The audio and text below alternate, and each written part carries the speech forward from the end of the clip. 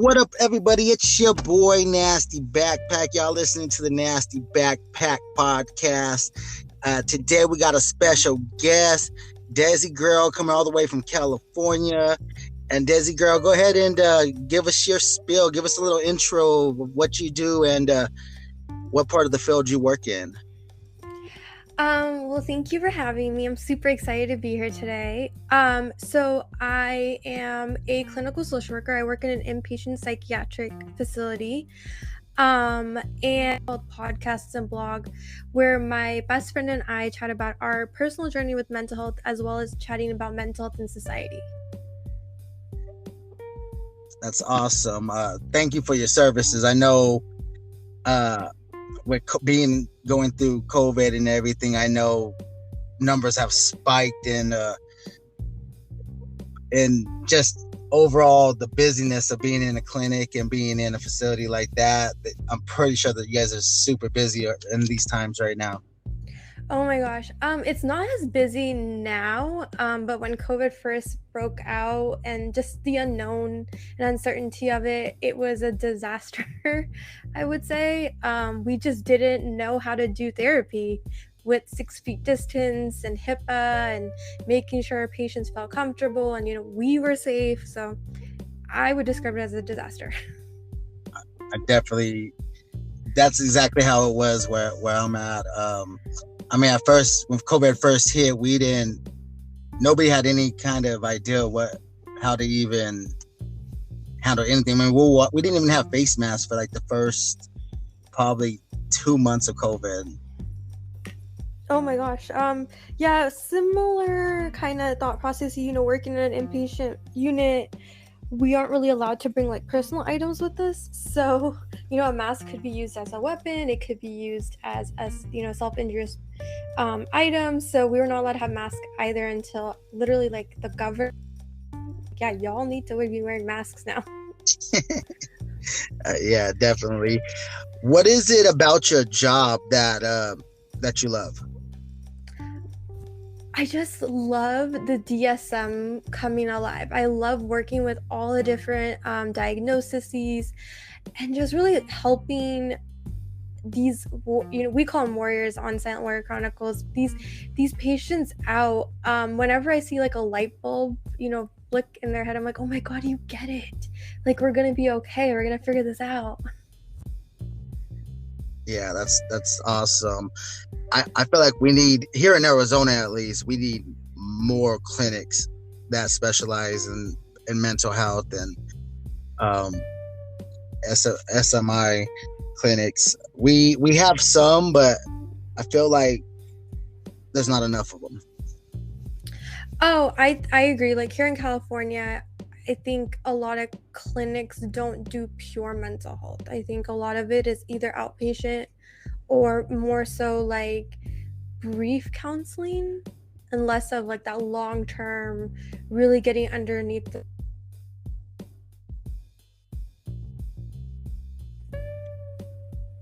kind of cut out there, DesiGirl. Oh, sorry about that. Oh, so just the last part. If you just kind of repeat that for the listeners. Oh yeah, sorry. So like I think it's the same thing here in California. There aren't that many facilities that kind of do that therapy where we go underneath the surface and really talk about the trauma and what's going on. It's more so like brief therapy where it's like, oh, I have been having a lot of stress because I moved in with a really annoying roommate, and it's just like very 6 to 10 week kind of therapy. I don't really see a lot of long-term therapy here.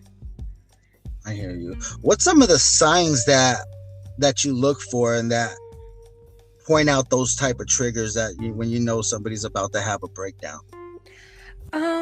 So if it's someone I've been working with for a long period of time, I like to do kind of a relapse prevention plan, with whether it be mental health or substance abuse. And so I ask the patients kind of when they first join therapy with me that, hey, tell me what your warning signs are. Tell me what your triggers are. Tell me what do you look like when you're doing well. Tell me what do you look like when you're not doing well. It's like kind of like a game plan, that a manual per se. and then I go from there. But when I'm working in crisis, I typically just look for, like, is someone rational? Like, am I able to kind of have a conversation with them and be able to say, hey, okay, you know, I know you're upset, but let's talk about it. Let's do this. Like, can I de-escalate them? And if I can't de-escalate them, I usually hospitalize them. Okay. And you guys have the power to hospitalize a client if they seem to be unstable and not be able to fit into society in a peaceful manner? So I work in an inpatient unit, so I am the hospitalization per se, but when I was an intern, I worked briefly in outpatient, and I had the authority to do the assessment, but I had to have, like, someone higher up, whether it be a licensed social worker or a psychologist or a psychiatrist, to sign off on it and say, yeah, this person needs to be 50 to 150, or no, maybe we can bring them back to the clinic and chat with them. Okay, gotcha. How much does substance abuse go hand in hand with mental health? Oh my gosh, this is like my favorite topic. Co-occurring disorders is, I feel like, 90% of mental health treatment. I feel like either a patient comes in and says, I started using substances and then developed a mental illness, or I had a mental illness and started using substances to self-medicate, and now this is where we're at today. I really don't believe anyone can only have one. I really think they go hand in hand. Yeah, I see a lot of that as well. And see, I work in a clinic that specializes in mat services, and I also voluntarily do outreach in the community, and it's nuts. And in Phoenix, it has just been getting like probably the amount of homelessness probably tripled just in the last 3 years, and it feels like everybody out here right now has a substance abuse problem. Communities that were good and were the better side of the town are no longer like that anymore, and it's just crazy that the substance, how much the substance abuse does affect the brain and does affect people's mental health. Oh yeah, I want to say it was, I don't know where I read it, but I had heard that after Colorado, Arizona has the highest amount of mentally ill patients. Yeah, I definitely believe it. And like I said, there's just not enough services out here. You would think that they would be building a lot more of these, especially with with people's insurance being able to cover those co-pays and cover. I would think that they would have a lot more clinics out here, and they really don't. And I'm surprised because I know Arizona has like one of the like more, I guess, popular substance abuse facilities. I forgot what it was called. It was in a documentary. But I'm surprised Arizona is doing so poorly in that sense, because I know a lot of like famous people go to like Arizona to get treatment. So I wonder where they're going for treatment. Well, I know Prescott has a lot of good facilities, and I know Tucson has a lot of good facilities out there.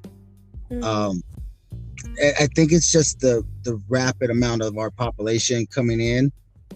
People that are suffering from substance abuse, like, and it basically waters into the mental health of them, and a lot of them are just ending up on the streets right now. And I go out and I do community outreach, and I always ask, if I take you to treatment right now, if we can set up treatment, to try to get you a little bit more stable. I get the amount of no's that I get, and it's just nuts. And I don't know, I feel like we got to do more out here to change the minds of everybody who is developing, that's thinking about starting a substance abuse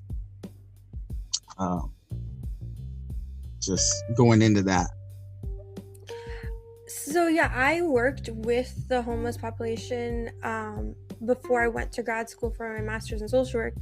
And I remember when I did outreach work, I think I've only gotten one person in that 2 years I worked there to get into treatment and actually stay in treatment. And I think one of the reasons why is the mistrust of the system.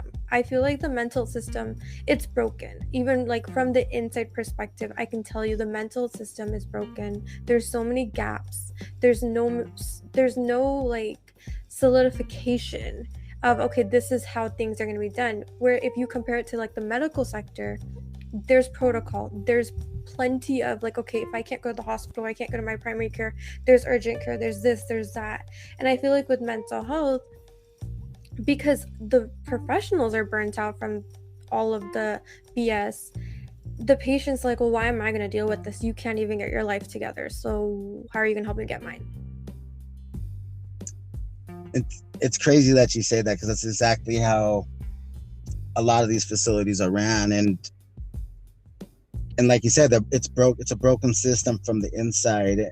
And like we just got to start looking at this as a crisis in itself, because I just feel like it's just, like I said, it's just getting worse. It has gotten a lot worse in the last 5 years.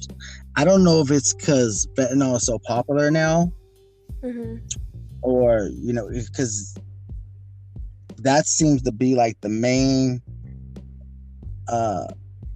drug that people are turning to right now. And I believe it's because it's so cheap and it's so readily available that people are just staying fried out on it. It's nuts. And they do so much of it that the brain just doesn't heal properly from the amount of abuse that they're putting themselves through. Yeah. So with substance use specifically, I feel like there needs to be a better way of doing it, because like fentanyl, and I forget what was the other one that people were into like a few years ago. I can't think of it. The perk 30s were huge. That's what it was. And the fentanyl pills, they make them to look exactly like the perk 30s. So a lot of people will still call them perks, and I have to remind them, like, you're not taking a Percocet, you're taking fentanyl, because it's just, with the only way people are getting perks out here is through a doctor and a pharmacy, and if they're buying them off the streets, then they're just getting that just straight fentanyl. I talked to somebody the other day, and they told me that they were getting them for $1 a piece out here. Sounds about right. Yeah. And that's the thing, like, from the professional standpoint, when we talk to these patients, because I feel like I do a lot more of harm reduction than sobriety. Like, exactly. A lot of my patients are more like, yeah, I don't want to quit, but I'm open to maybe reducing my use, or maybe not using such an extreme drug like fentanyl. And I tell these guys, I'm like, so you bought like, there's one patient a while back, he was like, yeah, I bought like, I think it was like 30 oxys for like $10. And I was like, are you joking? Like, there's no way on earth. And I was like, dude, it could be cut with anything. I mean, I remember patients telling me, yeah, we mix it with like baby powder, cement powder. I mean, whatever they can find, they mix it with. And I try to educate these patients and say, hey, you don't know what you're getting unless you have that magical machine that can tell you. You don't know what you're putting in your body. And before fentanyl, it was baby powder, sand, whatever. And now with fentanyl, like, fentanyl is so new that I feel like science hasn't really figured out how, what, when, like, what are we supposed to do with this? And it's so rapidly being used right now that as professionals, we're left with like, okay, well, what do we do? Like, I remember, like, just recently there was like an officer who actually got sprayed with fentanyl or something, and he like started seizing. Yeah.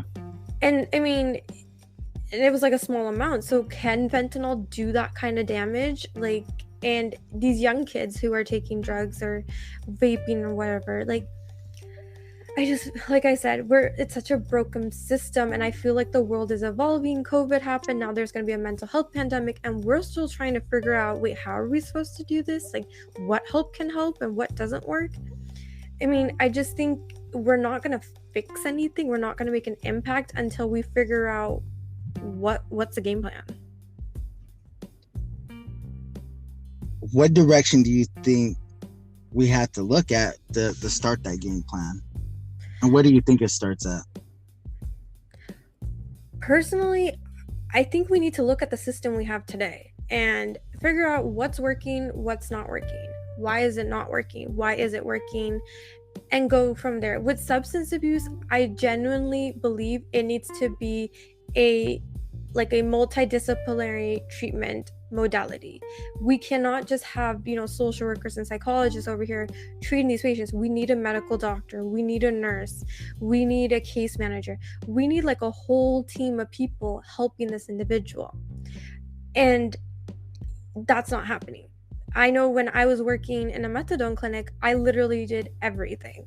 I played the nurse, I played the doctor, I played the case manager, I played the therapist, and that's not my role. That's out of my scope of practice and my competency. I cannot be giving you medical advice, yet I'm sitting here educating you on cirrhosis of the liver.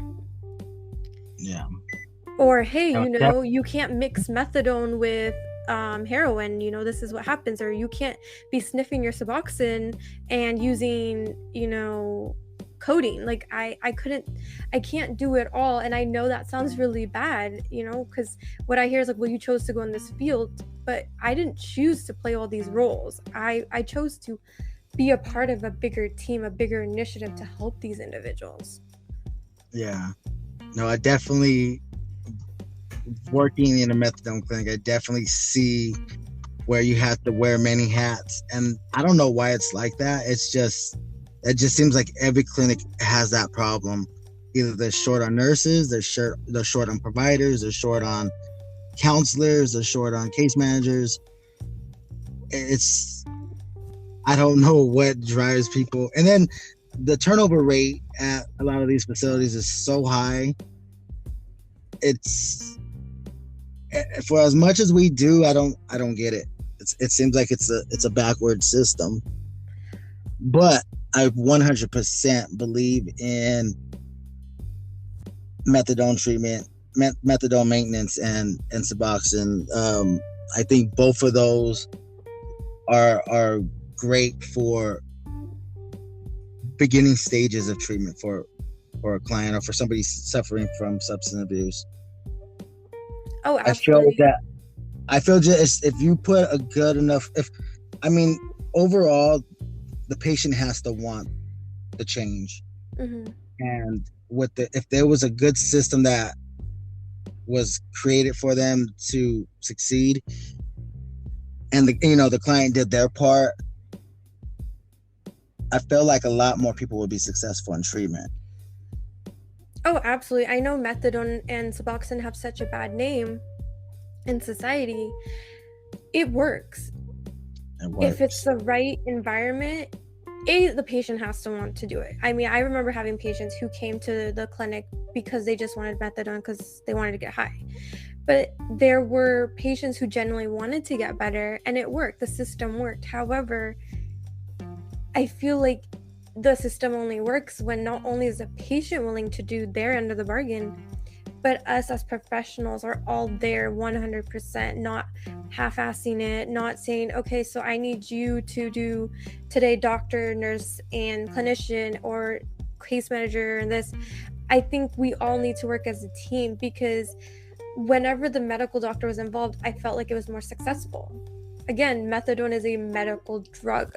I can't administer it. I can't sit here and tell you, oh, well, this dose is too much for you or this dose is too little for you. That's the doctor's job. Yeah. So, and I mean, how many times have you seen a doctor go out and do outreach work?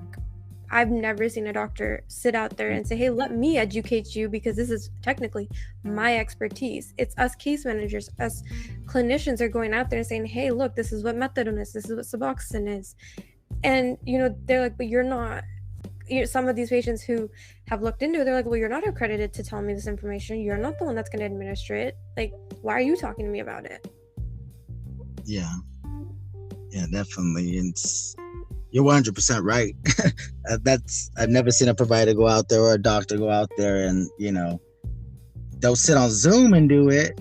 Mm-hmm. But it's, the people that are out there suffering are the ones that are in the streets that are, using every day. And just like I tell everybody, I feel like if you could have two exact people living in the same spot, both homeless, and if one's on methadone maintenance and the other one is on nothing, mm-hmm. that I feel like the one that's on that methadone maintenance is a lot more stable than the one not, because they're never going to stop using if they have no backbone in place to help them not go through the withdrawals and handle the cravings. And yeah, and that was my next point, was the withdrawals, the cravings, all of that comes with detoxing from opioids. Yeah. Again, I just feel like it's such a broken system, so much misconception surrounding not only methadone and Suboxone, but just substance abuse treatment. I mean, how many times have you heard patients tell you, well, my family told me I'm no good, I'm just a drunk, or I'm just a junkie. And no, you're more than that. You just need help. You need to figure this out so that you can become whatever else you are. That's true. And you do hear those stories. It's crazy that, like, you would never think, you listen to a patient's story that's suffering from substance abuse. It's like every patient you speak to, it's almost like a movie that when they tell you their story, because they go through so much trauma, so much pain, and it's just nuts. Oh, yeah. I mean, when I used to do intakes, I would ask them, tell me, when was the first time you used? And the age that they would tell me, I was like, what? Like, when I was that age, I was into Barbies, and, what were you doing? Who were you hanging out with? And you hear that it's like, no, I didn't do, some patients are like, oh, I just did it because it was cool. And I'm like, really? Like, you really wanted to do this? Like, inject yourself? And you find out it's like, I was sexually assaulted, or, I came from a bad neighborhood, or, I was forced. And it's just so sad. It breaks your heart to just hear these stories. And then they're 40 years old telling us, I want to stop, but I don't know how. Yeah. Yeah, and the sad part is in some cases you'll see the grandpa, the father, and the son all in the same place doing the same exact things, even at 70 years old from 19 years old. Like, the system's definitely broken. Do you feel like our government helps out enough for the crisis of what's going on right now and with substance abuse in America? I think they just recently started. I mean, again, I've only been working in mental health for like 10 years. So I recently started seeing the government kind of saying, hey, we're going to be dispersing X amount of money towards substance abuse or towards, drug education or mental health. But again, I go back to my original point. You can throw as much money as you want at it. It's not going to fix the problem, because the problem is more so internal and less about funding. Yeah. And that's what I feel like. I feel like money is being thrown at things. Like, these laws are being passed. There was just a law passed recently about like mental facilities. Like, if someone doesn't have health insurance, like, there was some sort of system that's placed for these individuals. However, so far, everyone who's tried to use that bill has been turned away and told, sorry, you either pay or you got to have health insurance. And just the amount of issues that causes when you have to inform a client that they can't get their medication today because their health insurance has changed and they're no longer covered. That's got to be some of the most painful conversations to even have. I mean, sometimes there's patients that are homeless. They're homeless, and they opened up about being homeless, but they have a bill for $1,200 for their medication, and it's like, how do you ask that client for even $1, knowing that they haven't ate in 3 days? Oh yeah, I mean, I remember the nurses used to tell them, like, hey, you owe X amount of money, and if they didn't pay up, like they didn't get their dose for the day, or they didn't get to see their therapist or go to group therapy the day, and you would see some of the patients would be like, oh, okay, I guess, like, I'll just go shoot up somewhere. And others they would sit there and argue with the nurses, like, are you seriously, you're setting me up for failure? And the nurses and the doctors and everybody would be like, well, I don't understand, like, that's your fault that you didn't have the money. And I'm like, dude, they're homeless. Did we really think that they were gonna have like $10K in their bank account just to pay these dues? Like, there's a reason why they come here to these clinics, because we're supposed to be affordable, we're supposed to be accommodating to these patients so that they can be better and be a functional part of society and get a job, and hopefully one day be able to, if we have to pay back. But right now we need to get them the help they need. Why are we so worried about the money? That's true. And I get the world needs money, but at the same time, these people we have to be rational here. And that's, from the social work perspective, a lot of people who go into like homelessness social work are told off the bat, you're only going to make $30K a year. So nobody wants to work in that. Nobody. Yeah, I feel like social workers, case managers, anybody pretty much in the behavioral health field is, for some reason, they're shamed against making a decent amount of money. Those are usually the bottom barrel jobs. They pay very low. I don't get it. The amount of work that a case manager or a counselor or a social worker has to do to try to make a change in somebody's life is definitely turned the other way on it. They definitely dog out those type of employees that work in behavioral health.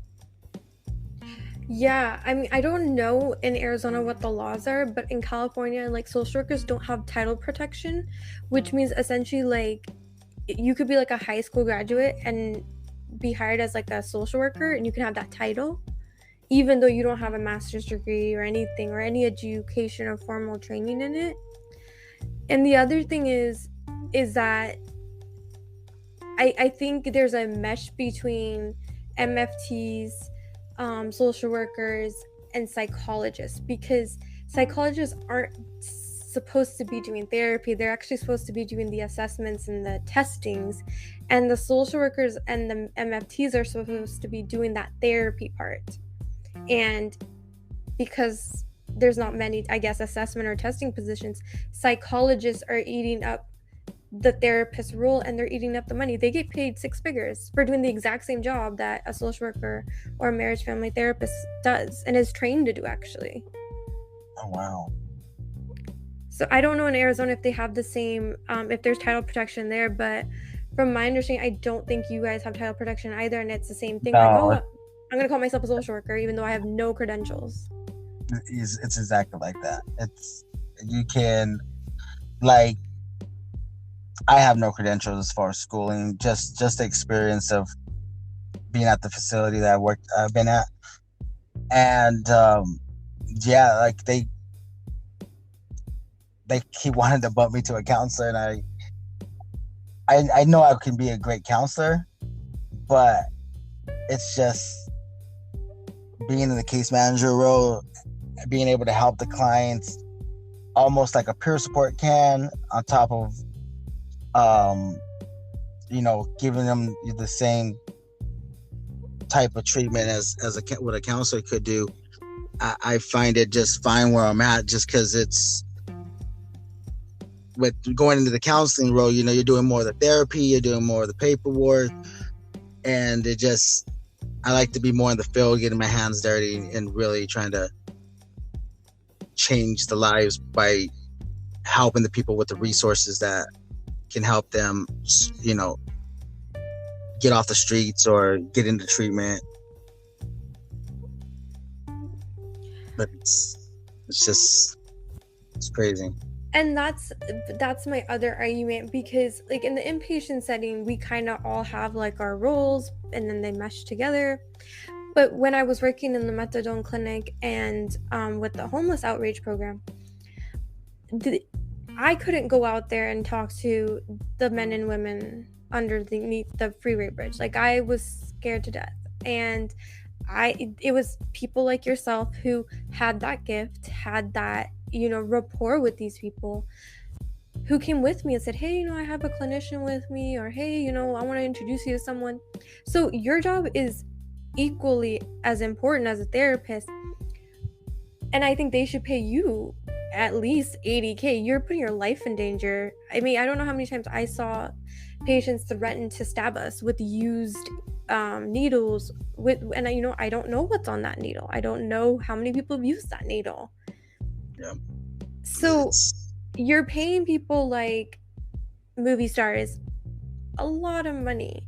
Yes, they entertain us, but we're the ones over here, like those frontline workers who are trying to get people help. Why are we not given that appreciation? And I think that's another point of the turnover. If you're not getting paid, I'm not going to stay here. I'm not going to deal with this BS every day when I'm not getting paid anything to do it or deal with it. That's fact. So it's basically like the communities pretty much turning their backs against the issues that are happening in those communities by glamorizing,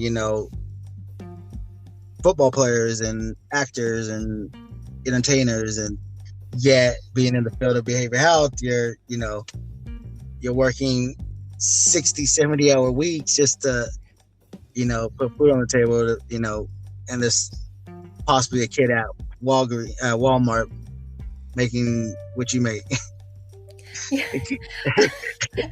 I mean, this is not funny, but I don't know how many times I've heard people tell me that. I'm like, oh, wow. Like, it's just so sad because, and I know with COVID, I don't know if this is on the radar. I know with nurses, they're now fighting, saying, well, we don't get paid enough for this.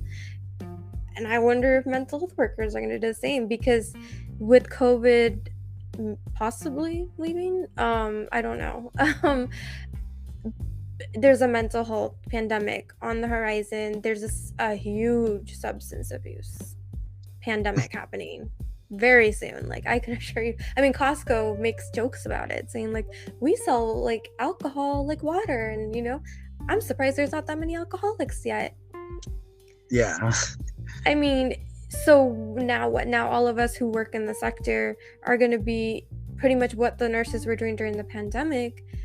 Are you going to increase our wages? Are you going to give us protection? Are you, are we going to get that same respect as a doctor? I know in the mental health world, psychologists get so much more respect compared to social workers and marriage family therapists and case managers.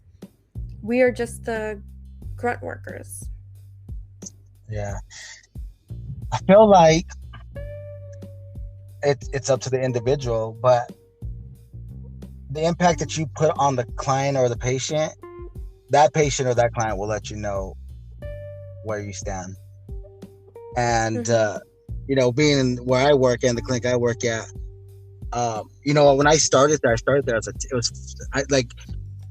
before I even got in the behavioral health field, I was unemployed. I was just trying to find a job. I got a call one day and they're like, yo, you want to start at this place tomorrow?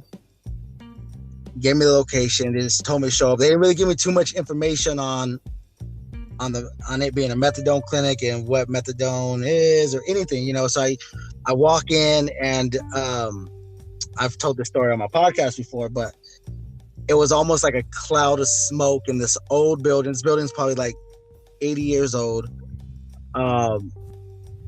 Dirty checkered flooring, and the first person I saw was a adult male, probably in like his mid 30s, wearing a full body pink onesie, the pajama onesies, there was another person sitting in the clinic with the pajama pants on with the suit jacket, and I walk in and I just didn't know what I walked into, and now I absolutely love going to work. I love helping the clients and helping the patients find their way in treatment, whether it's getting clean or not, or using every day, but the harm reductions that them coming to the clinic and at least getting their daily dose, and being able for them to just share their day with you, and maybe they do want to go into treatment, or maybe they do want to try to change their life, putting the right plan in front of them to help them succeed in that. It's it's an amazing feeling. Like I wouldn't trade this job for any other field in the world, because it's the impact that you can have on somebody's life is just crazy. If you engage with your clients and your patients, you can definitely create that bond that try to help somebody, and you might not succeed in getting them clean or sober, but at least you let them know that you care. And I feel like people that deal with substance abuse and mental illness, I feel like sometimes they're lost in the system. Sometimes they burn bridges with their family, or families passed away and they really have nobody to turn to, and there's nobody. Sometimes they feel like there's nobody to represent them, and that's what kind of made me step out of my scope of just working in clinic and going and volunteering in the community to try to help these people out there have the voice. Because like I said, when you end up on those streets, it's usually because you either bad choices, you burn bridges with your family, or family passed away and you have really nowhere to go or nobody to turn to. And just knowing that you can help one person, is a pretty great feeling. Absolutely, I agree. And I to this day tell people, like, I loved working in the methadone clinic. I learned so much from the patients. They handed me a whole binder of policies and procedures, and this is how you do this, and I was like, look, I can't read this, like, I gotta figure this out. And just from the patients, I like everything I know about substance use. Early on I had said I have my certificate in substance use counseling, but literally I didn't understand it until I really spoke to these patients and worked with them, and they educated me on these things. And I'm like, wow, like, that's so interesting. Like, I learned so much from you, and that makes them feel empowered.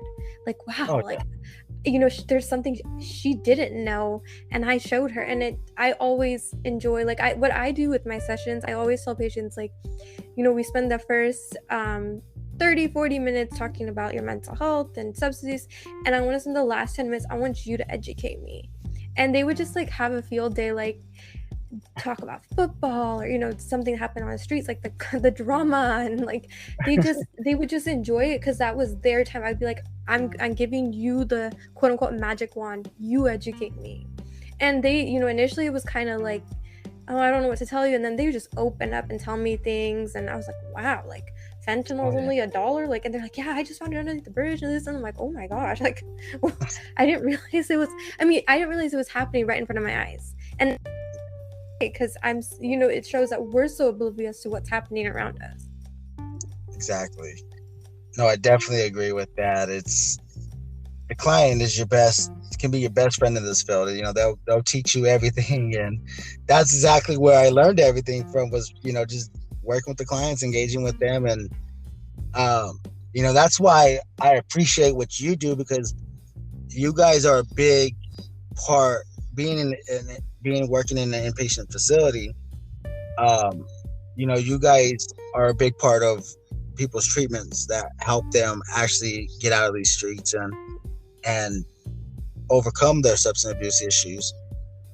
And without you guys, I feel like I always tell people, especially that they're 100% homeless, which a lot of my clients are, and I always tell them, like, look, you're already on methadone, that's going to keep you stable, but you need to really go inpatient. Like, let me call a facility for you. I can get you in over there. They have beds.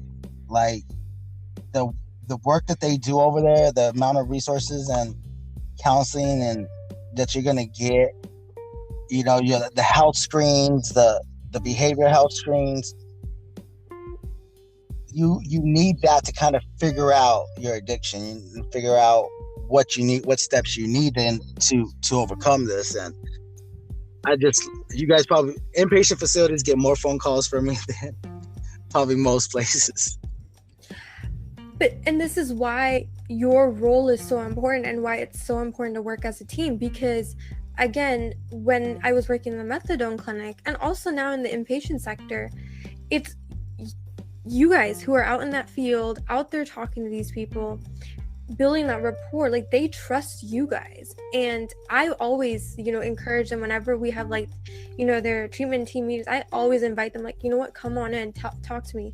What has been going on? What has the patient been telling you?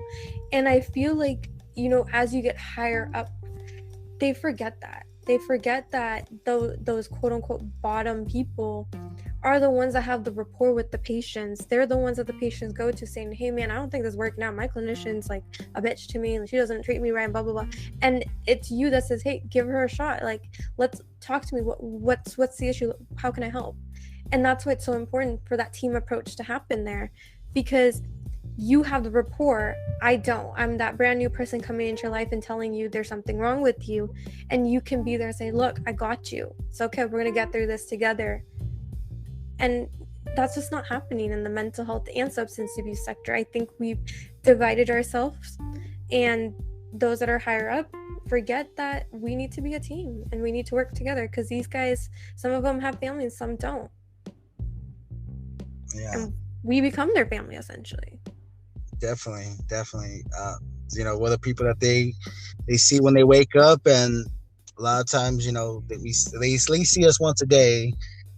And depending on what they are going through in life or what happened to them 5 minutes before they walked through that door, just them knowing that you care makes all the difference in their whole day and how they go about things. And it's definitely important to build that rapport with your clients and patients and let them know that you are there for them. And I definitely get that out of you, just hearing your podcast and hearing, watching a couple of your videos on YouTube.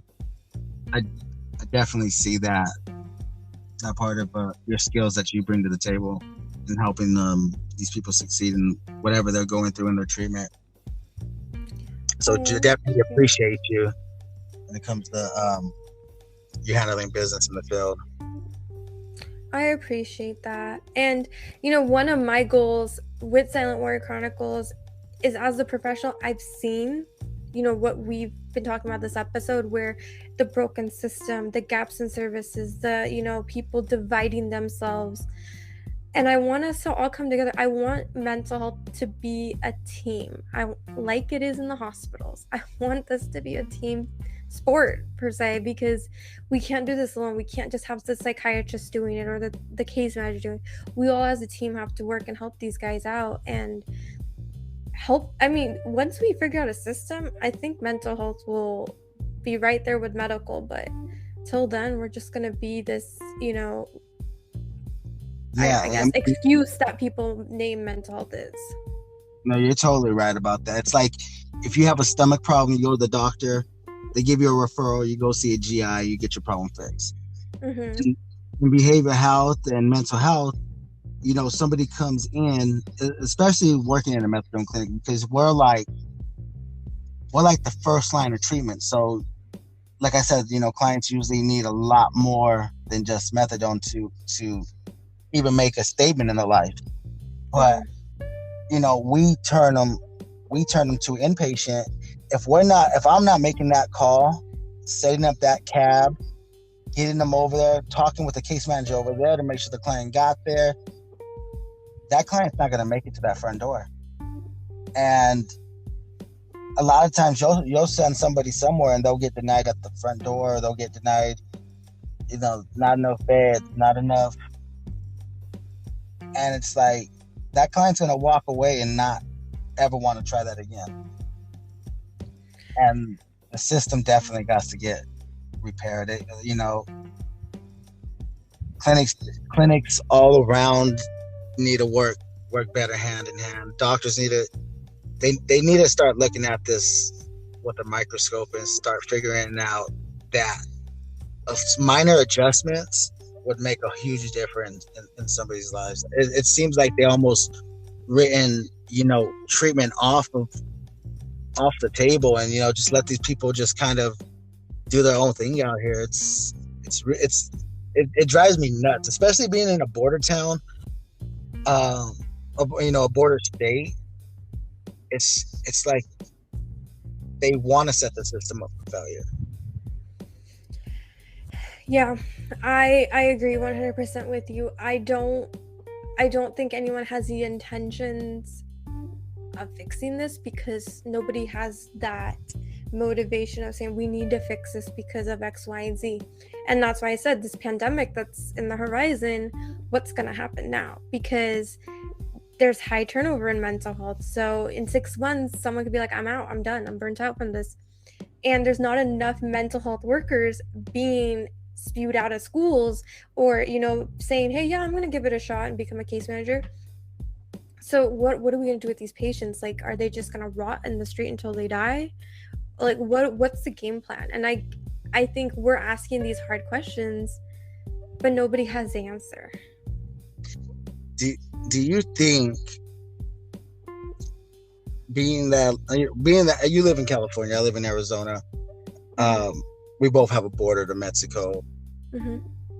What do you think the damage is going to be on those kids that are in these facilities at these in these border towns that are coming across the border? Oh my gosh. I have seen, like, in the news and just reading online, those poor kids.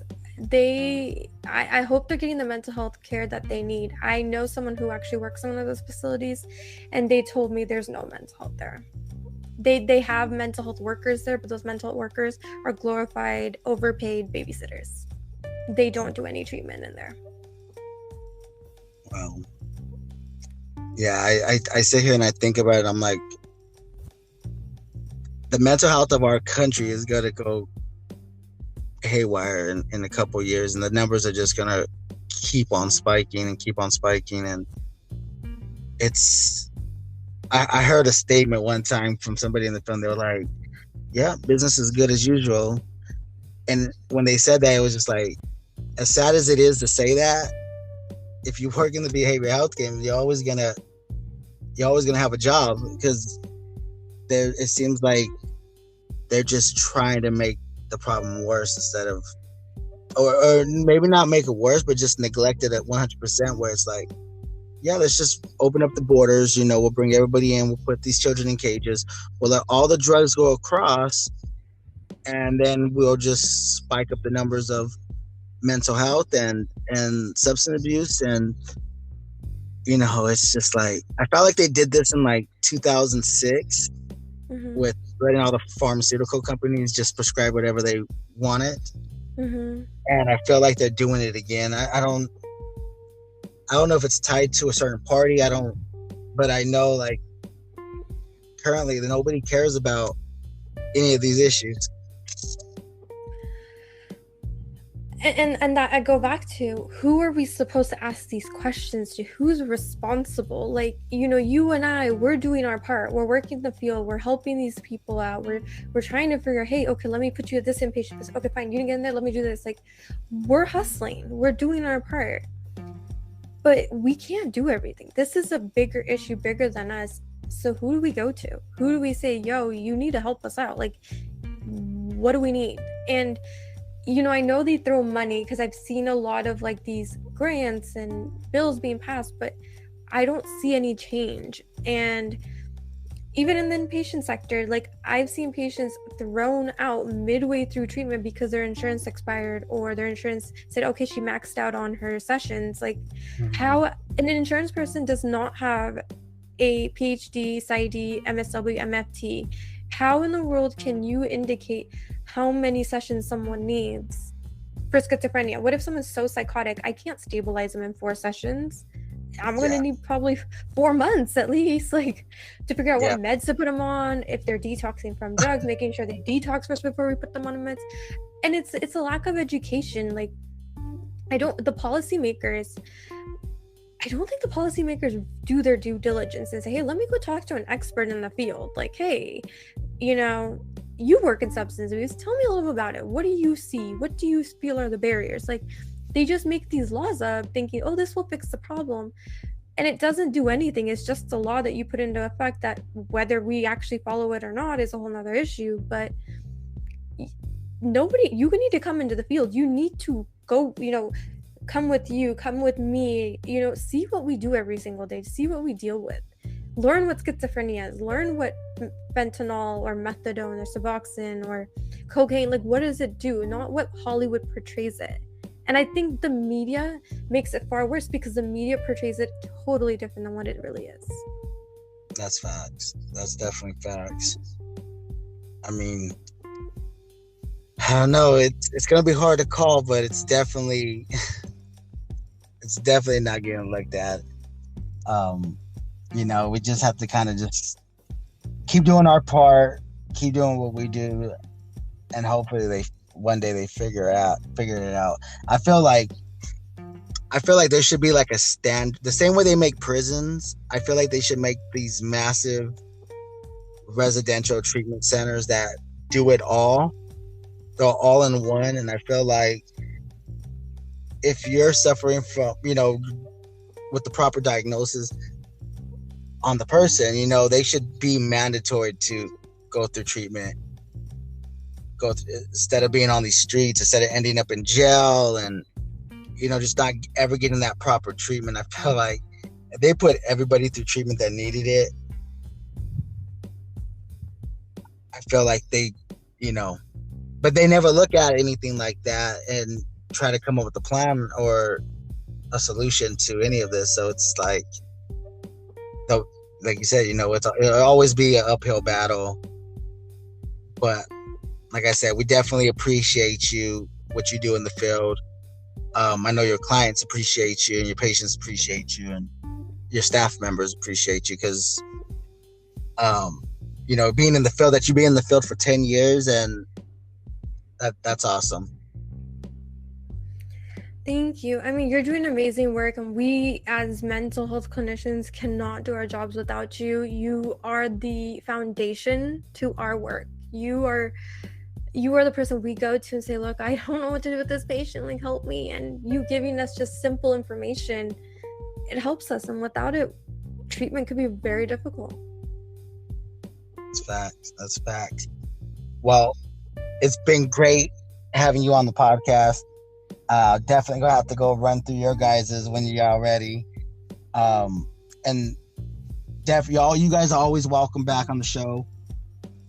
And I just hope we continue to communicate and share ideas, and I'll definitely be reaching out to you for resources and different things in that aspect. Just get the knowledge, and because I feel like not enough people are knowledgeable of what's going on in our society and our communities, and the communities are just being infested with drugs, and people are just not getting the right treatment that they should be getting. And hopefully we work together and try to figure this out. Absolutely. And thank you for having me. I enjoyed this episode. I think this is a conversation that we definitely not only need to start, but make sure that it continues. And podcasters like yourself are so crucial because, again, you can talk about it from the political side, or you can talk about it from someone who's in the field or someone who's dealing with it currently.